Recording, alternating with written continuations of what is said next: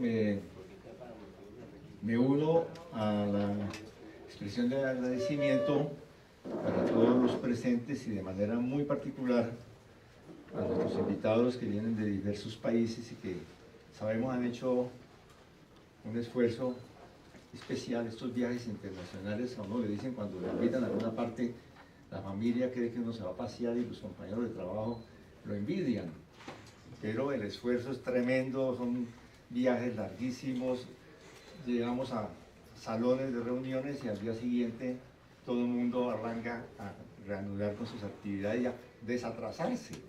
De modo que muchas gracias, entendemos el gran esfuerzo, pero para nosotros es muy importante la presencia de ustedes acá. Vamos a conversar ahora en las presentaciones, esta tarde y mañana, sobre estos temas de la memoria histórica y de la verdad histórica. Y lo hacemos, y la intención que tenemos es buscar una nueva manera de conversar en estos coloquios internacionales. A veces llegamos a reuniones, intervenimos 15, 20 minutos, son discursos paralelos y hay pocos espacios de conversación. Estamos extraordinariamente interesados en conversar para conocer y beneficiarnos de las experiencias de todos ustedes en estos temas y poder nosotros dar respuesta a interrogantes muy complejos que tenemos en la situación colombiana. Yo le puse ese título a estas breves palabras: el deber de memoria en medio de la guerra y en la transición, como para hacerles una propuesta. No tanto que nos quedemos en contarnos las experiencias, sino en ver los problemas de hacer memoria en medio de la guerra y en la transición. Yo sé que quienes están aquí vienen de experiencias diversas.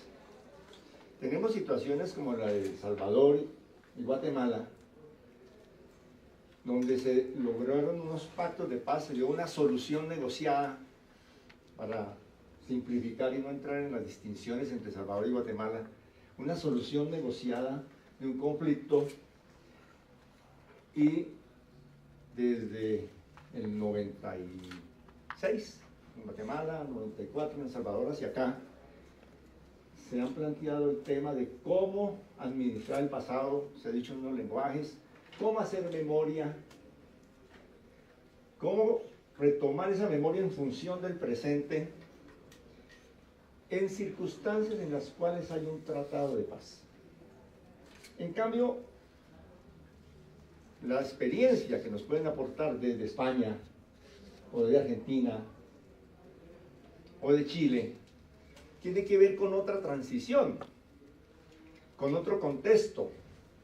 Y nosotros nos preguntamos, ¿qué tanto interpela ese contexto y esas experiencias nuestra realidad de estar metidos haciendo memoria en medio de la guerra, en medio del conflicto, sin haber alcanzado la paz, sin existir transición?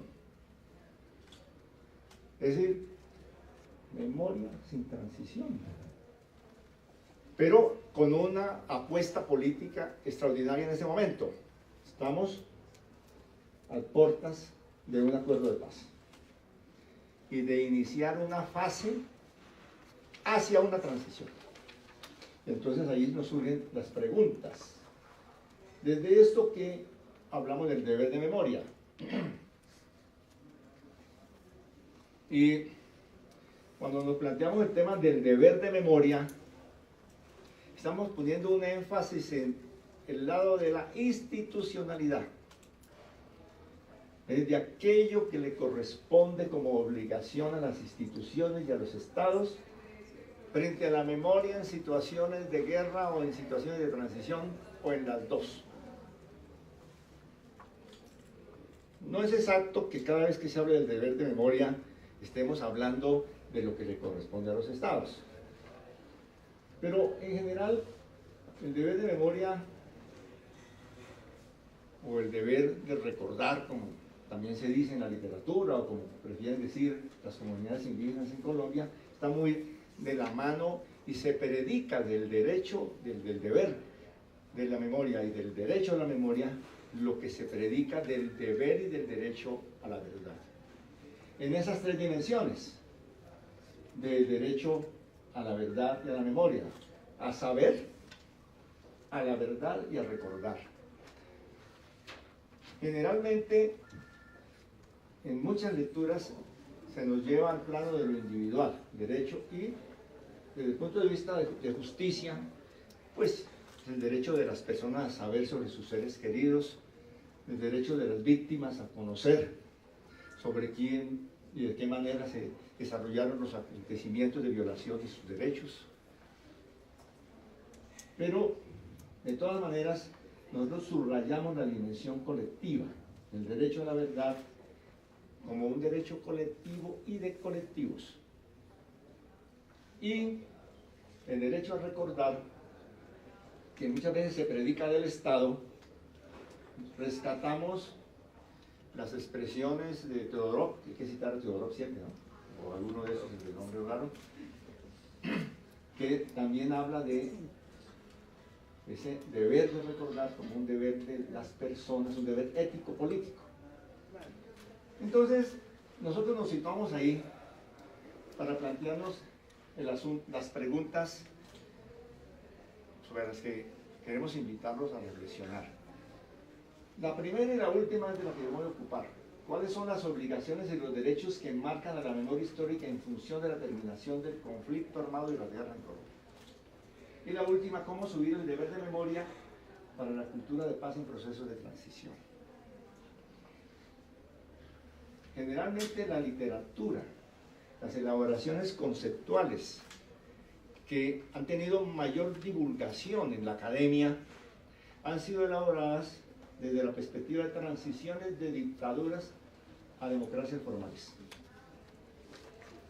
No me pone a hacer lista de bibliografía, y esto, mejor dicho, entre los españoles, los argentinos, los chilenos y los alemanes tienen bibliotecas. Ahora los colombianos no estamos compitiendo, porque le dio a Gonzalo Sánchez y los 250 intelectuales que tiene haciendo memoria por producir libros, pero no conceptuales. Son libros de análisis histórico, de interpretaciones de casos valiosísimos, pero en la construcción de teoría alrededor del deber de la memoria, o de la memoria histórica, o de todas estas dimensiones, la mayor parte de las elaboraciones han sido hechas pensando en la transición de dictaduras a democracias. La pregunta es, ¿hay algo de particular cuando no se trata de transición de dictaduras a democracias, sino cuando se trata de memoria en medio de la guerra?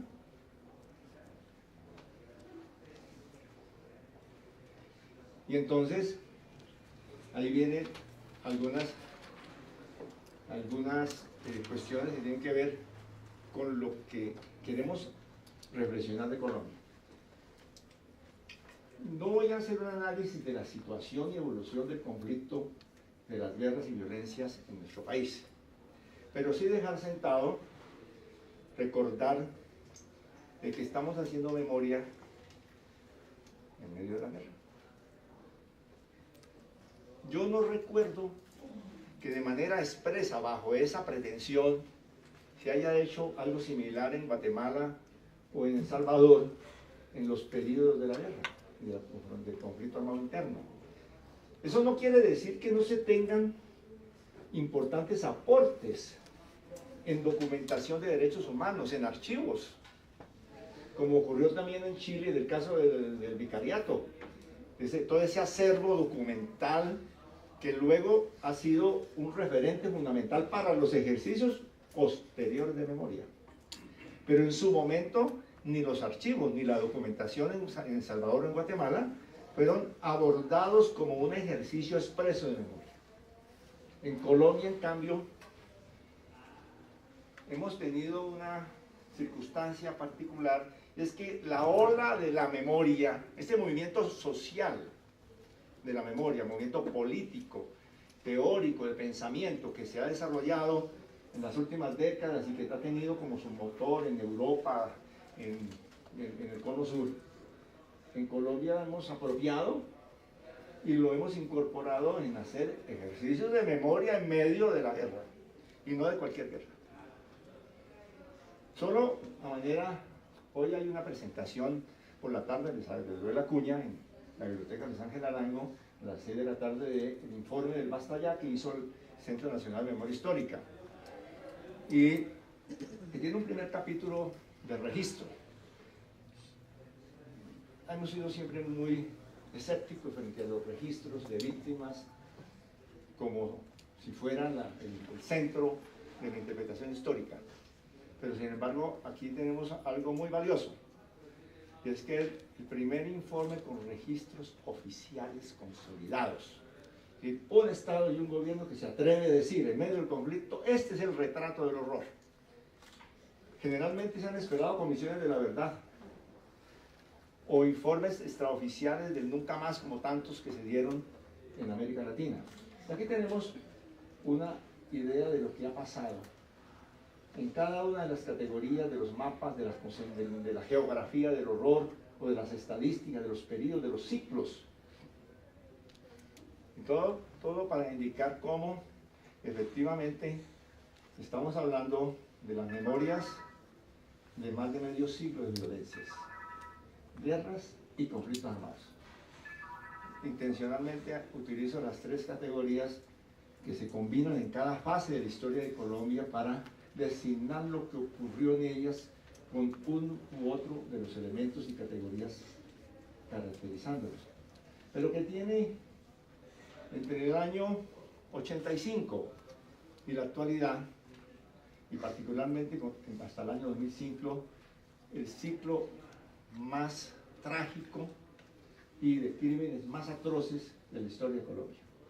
Comparable a las situaciones más dramáticas en Guatemala o en El Salvador o en algunos países, pero que en ese trabajo, este es como el referente de aquí, es memoria de esto, pero de estas cifras que detrás tienen sujetos, gente, no solamente la historia de las masacres, de los 25.000 desaparecidos forzadamente según los registros oficiales, pero que además se discuten estimaciones de la Fiscalía General de la Nación que duplican estas cifras. Estos son los que se reconocen, que están registrados, que oficialmente están establecidos en desapariciones. 220.000 civiles y combatientes muertos. Miren ustedes el ciclo, si tomáramos como indicador trazador que decimos en econometría o en estadística, los homicidios, vemos cómo el conflicto en Colombia es un conflicto de baja intensidad entre el año 58 y el año 85.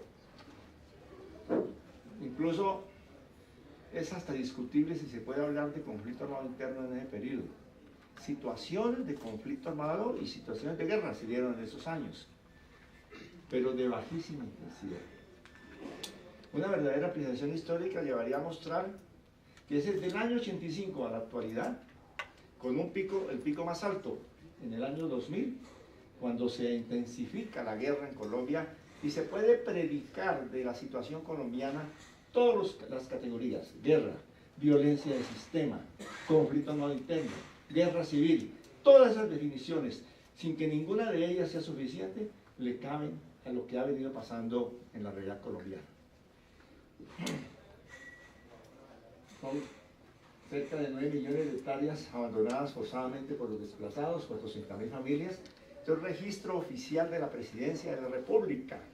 En el informe de Basta Ya, afortunadamente y por primera vez, recogen la cifra oficial que a 2010, diciembre de 2010, registraba 8.3 millones de hectáreas abandonadas para 370.000 familias. Esto actualizando las cifras a 2012. Todavía no han corregido esa cifra oficial, pero que de lo que se trata. Bueno, los secuestros, y aquí lo que yo quiero es indicarles temporalidad de la memoria que nos plantea problemas. Conflicto armado con esos periodos de 1944 al 58 y hasta el 2014. Conflicto armado y guerra. La fase de negociación que se inició en junio del 2012 de manera reservada y que sigue hasta ahora, y que estimamos en la variable optimista, porque aquí hoy tenemos que ser todos optimistas, esa fase de negociación final puede culminar en el 2014. Y vamos a seguir haciendo memoria. ¿Qué memoria hacemos durante la negociación? ¿Qué restricciones le ponemos a la verdad? ¿Qué acotaciones le ponemos al propósito de la paz o propósito de la memoria? Del 2014 al 2018, yo digo 2015, se pondrán en marcha hipotéticamente los pactos de paz.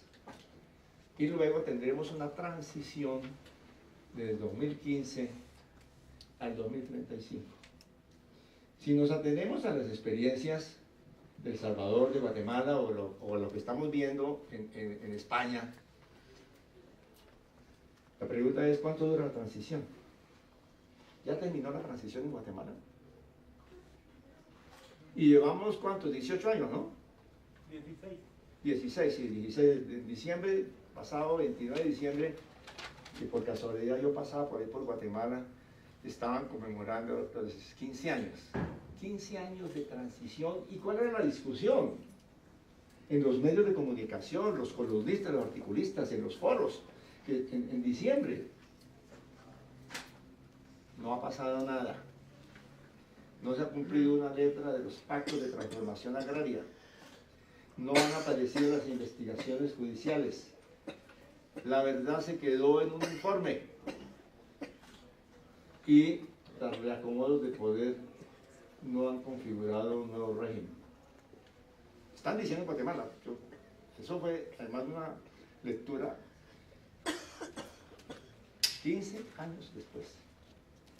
Y tenemos la situación en otros países, para no repetir uno a uno, pero tenemos la situación en España. El debate actual en España. Es decir, están... La pregunta es: ¿terminó la transición en España? Yo digo que están en la post-transición. Una categoría, pues, que hay que inventar categorías. Entonces, la post-transición. ¿Qué quiere decir? La fase en la cual se ha ajustado en la correlación de fuerzas que constituyó el pacto para la terminación del régimen anterior. Esa correlación de fuerzas se plasmó en realidades políticas y ha dado lugar a un nuevo reordenamiento que es el que marca la vida del país. Ahí termina la transición. Si esa lectura de los periodos, esa visión histórica es cierta, no podemos imaginar una transición de menos de 20 años en la situación colombiana. Ya tuvimos una transición, yo diría que sí, transición, a la guerra civil de mediados del siglo pasado, después del pacto del Frente Nacional, del plebiscito del 58, y que duró 20 años. Realmente el Frente Nacional no terminó sino en el 91. Y comenzó y entró en crisis y abrió una fase ya intermedia cuando Belisario Betancur en el 84, en ese periodo. Es decir, las transiciones, cuando se trata de superar periodos históricos traumáticos de dictaduras, regímenes, crímenes atroces, graves violaciones de derechos humanos, las transiciones son periodos históricos.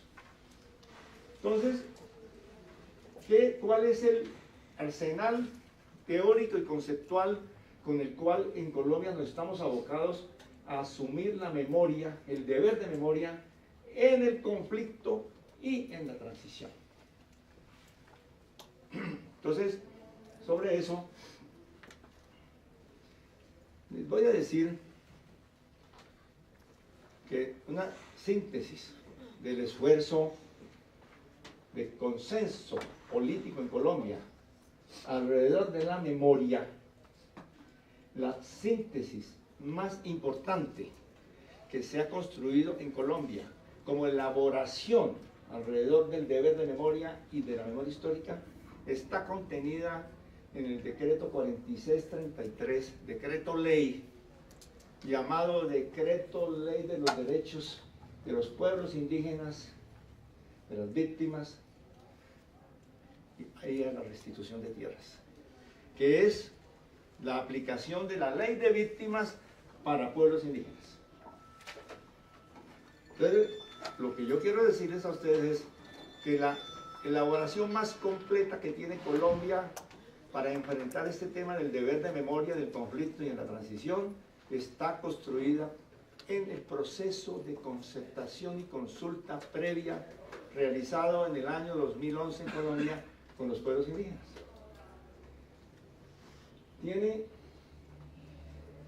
Los invito, porque aquí en Colombia se habla de la ley de víctimas. Eso no existe. Existen las leyes. Existe un conjunto de normatividad y de jurisprudencia muy importante, que además incorpora la jurisprudencia de la Corte Interamericana, tan valiosa en muchísimos aspectos, ¿no es cierto? Y jurisprudencia internacional, también de Naciones Unidas, de relatores, de informes, de diferentes temas tan importantes. Todo ese acervo se ha incorporado. Pero miren ustedes esta definición que fue consensuada, debatida en asambleas indígenas, en miles de reuniones, en las cuales afortunadamente en algunas de ellas nos invitaron, nos permitieron asomarnos para ser testigos, por lo menos. Memoria histórica. Miren lo que dicen, lo que concertaron los indígenas como lo que es memoria histórica. Los pueblos indígenas tienen el derecho a conocer y dar a conocer los sucesos, tensiones y presiones históricas que han conducido a la situación actual de vulnerabilidad, discriminación, exclusión y marginación, como también aquellos hechos que han fortalecido la resistencia y la importancia de los pueblos indígenas para toda la nación colombiana. Cosas a subrayar. ¿Cuál es el sujeto de la memoria histórica? Es el sujeto colectivo, el pueblo. ¿Cuál es la sustancia de la memoria? Las condiciones mediante las cuales se ha producido discriminación, vulneración, explotación, opresión, que además es consistente con el principio 2 de la Declaración sobre impunidad y los principios de Janet sobre el sentido de la memoria. 3. La resistencia y la historia de las luchas como componente estructurante de las memorias. A esto se le agregan otras cosas. Se considera el territorio como sujeto. El territorio como sujeto. Y se hace toda una elaboración. Y se le da un contenido cultural a la práctica de la memoria histórica. Es decir, aquí tenemos, no dije, ¿será que esto es exclusivamente para indígenas? ¿Por qué no para campesinos? ¿Por qué no para jóvenes? ¿Por qué no para mujeres? Entonces, detrás de estas definiciones, yo creo que hay un aporte supremamente importante, el deber de recordar, que también es tomado de criterios internacionales. En la ley se habla del deber de memoria y comienza diciendo en la ley, en el artículo 142 de la ley de víctimas, dice: deber de memoria es la obligación que le cabe a los estados para garantizar que las víctimas y la sociedad, a través de sujetos como la academia, las organizaciones sociales, etcétera, etcétera, etcétera, conozcan la verdad de los hechos, sus consecuencias, etcétera, etcétera. Aquí ellos le dan una expresión más de su sustancia, deber de recordar que las causas y mecanismos de dominación de un pueblo forman parte de su historia y pueden contribuir a garantizar el derecho de no repetición, así como a superar formas estructurales de opresión y discriminación. Entonces, les llamo la atención sobre la distancia que hay entre el énfasis del deber de memoria concentrado en los hechos victimizantes al deber de memoria que incluye el conjunto de determinaciones sociales que conducen a que una sociedad esté inmersa en la violencia. Hay allí, sin descuidar por supuesto en esa definición, lo que tiene que ver con los derechos humanos y las infracciones al derecho internacional humanitario. Bueno, esto de derechos son implicaciones de lo mismo, digamos. Quiero subrayar en las discusiones que se han hecho en Colombia, y tomo de manera deliberada la ley de víctimas, esto es tomado del artículo 142-43 de la ley de víctimas, donde se subrayan algunas cosas que forman parte de nuestras discusiones, de nuestras reflexiones. Dice el deber de memoria: la finalidad, la obligación del Estado es propiciar garantías y condiciones necesarias para que la sociedad, miren ustedes, el deber de memoria, es decir, el deber del Estado en materia de recordar, de acuerdo a la síntesis que se ha hecho en Colombia y que se ha consensuado en el Congreso, está definida en función de garantías para que la sociedad y el Estado, organismos del Estado, puedan avanzar en ejercicios de reconstrucción de memoria. Luego, los gestores de memoria que define la ley: víctimas, academias, centros de pensamiento, organizaciones sociales, organizaciones de víctimas y derechos humanos. Allá hay una discusión, varias discusiones. ¿Quiénes son los gestores de memoria? Uno dicen memoria de las víctimas, memoria para las víctimas. Es decir, hay una lectura que reduce el sentido de la memoria a la victimización. Por supuesto que hubo todo un proceso histórico para lograr el reconocimiento del sujeto víctima.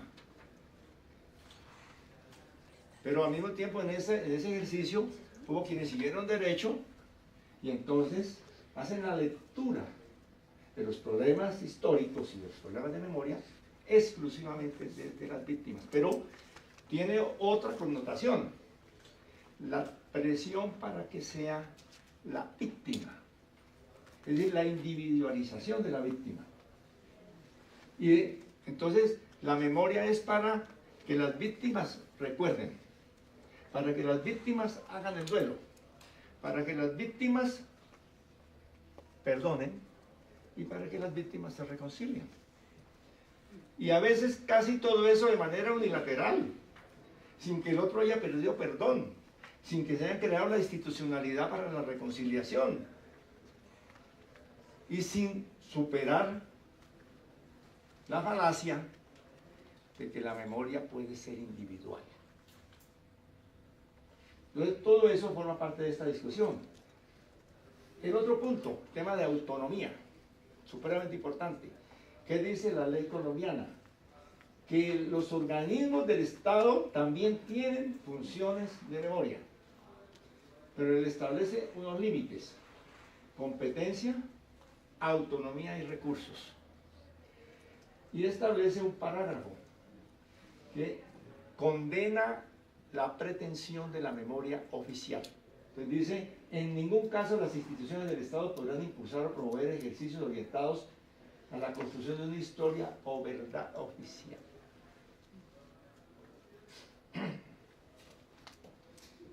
Hay un artículo en la ley de víctimas muy curioso, en la parte de memoria, coherente con esto, que es muy positivo, que establece el fuero de los investigadores de memoria histórica. Dicen que no pueden ser acusados penalmente en sus ejercicios de memoria y de verdad histórica. De hecho, eso no lo tiene ni siquiera un expresidente que no quiero mencionar. Pero, para decir lo que sea y que no lo juzguen penalmente. Eso está en la ley colombiana. Pero ¿cuál es el sentido de estas afirmaciones? El sentido de las afirmaciones es la preservación de los ejercicios de memoria y la limitación del deber de memoria del Estado frente a la manipulación por parte de los gobiernos. Y hay antecedentes muy interesantes. ¿Cómo hacer memoria en medio del conflicto cuando todas las tensiones están y la memoria, se ha dicho, es un escenario de batalla? La memoria en medio del conflicto está sometida a todas las presiones para ser un elemento de justificación de la guerra justa, o de la represión justa, o del asesinato necesario. Porque a fin de cuentas la guerra es licencia para matar. Y entonces la memoria es la justificación de la licencia para matar. Y en medio de esa situación de hacer memoria hay cosas como la que sucedió en el grupo de memoria histórica, cuando la Comisión Nacional de Reparación y Reconciliación, en medio del gobierno del expresidente Uribe, que prohibió la palabra conflicto armado interno. No se podía escribir en ningún documento oficial ni diplomático, pero aquí está el Artacho, ¿cierto? No se podía pronunciar la palabra conflicto, fue un circular prohibiendo. Crisis humanitaria, derecho internacional humanitario, guerra. No existía, estamos en la posguerra. No se podía hablar de paramilitares porque se habían desmovilizado y no existían. Y como no había guerra, pues no había guerrilla. Entonces, ¿se imaginan? 10 años estuvimos en eso. La verdad oficial. Y en medio de esa verdad oficial, unos señores, Gonzalo Sánchez y compañía, que nos nombraron para que hiciera un relato de la verdad de los grupos armados irregulares, dijeron, lo vamos a hacer, pero pedimos una condición. 1, somos autónomos para formar el equipo que nos dé la gana. Y 2, vamos a analizar el conflicto armado interno, o nos vamos. Este país es raro, tiene sus contradicciones, complejidades, y el Estado no es homogéneo, y los autorizaron así. Y la lucha por la autonomía en los ejercicios de memoria, aún desde las instituciones, ha sido parte integral de todo este proceso que hemos vivido en nuestro país. Pasemos, voy a terminar porque el tema es largo y la verdad que queremos es oírlo a ustedes. Sigamos. La cultura ya. Tenemos algunos retos en lo inmediato que tienen que ver, por un lado, bueno, ¿qué hacemos de memoria ahora que estamos en el conflicto? ¿Cómo la enfocamos? Y entonces pensamos que hay un imperativo político y ético, y es enfocar los ejercicios de memoria en función de la paz, de la democracia, de la vigencia de los derechos humanos. Me dirán, bueno, pero ¿y dónde quedan las víctimas? No es la memoria para la satisfacción de las víctimas, no es la memoria para la reparación integral de las víctimas, para la dignidad de las víctimas. ¿Cómo hacemos el equilibrio entre aquello que resulta de una necesidad histórica y de la posibilidad de que no tengamos más víctimas? Entonces la tensión entre la necesidad de superar la guerra y la necesidad de atender a las dimensiones individuales o de grupo en medio del conflicto y que tienen en la memoria un instrumento. Pensamos que hay que articularlo, pero que además se puede articular en la medida en que se considere que las mismas víctimas, consideradas colectivamente, son sujetos de transformación social. Que no hay plataforma más importante de dignidad para los campesinos desplazados que pelear la reforma agraria. Que no hay homenaje más grande a los de esos 180.000 asesinados, 140.000 como mínimo son campesinos. ¿Cuál es el enfoque entonces? ¿Construir monumentos en todos los pueblos donde ha habido masacres? ¿O fortalecer la capacidad de resistencia de los campesinos, de los indígenas, de los jóvenes, de la gente, para que en nombre de sus víctimas y de los sueños de esas víctimas le apuesten a la transformación? Esa es la discusión que tenemos. Y en ese marco también nos planteamos, bueno, ¿y cuáles son las tareas a enfrentar en el inmediato futuro? Después del 15, del 21 de marzo, de octubre del año 2015, cuando se hará el referendo constituyente para formalizar los acuerdos de paz que vamos a construir de aquí a allá. Bueno, si nos sale bien todo, ¿no? ¿Cuáles son las apuestas? Hay muchas apuestas, una de ellas tiene que ver con las comisiones de la verdad, que es uno de los temas que estamos debatiendo muchísimo. ¿Para qué las comisiones de la verdad? ¿Cuáles son sus límites? ¿Cuáles son sus mandatos? Y alrededor de todo esto hay una discusión. Hemos hecho una elaboración que no las voy a leer, simplemente les muestro como provocación de lo que son los objetivos en medio del conflicto, de la memoria como el deber de memoria como instrumento de paz, las estrategias desde gobiernos. Los paso rápido para que no lo lean. Y lo otro, la siguiente, que es en la fase del pacto y la formalización del pacto. Eso se los pasaremos para los que vengan por la tarde a las mesas de trabajo donde vamos a conversar del tema. Muchas gracias de nuevo, me disculpan el entusiasmo con el cual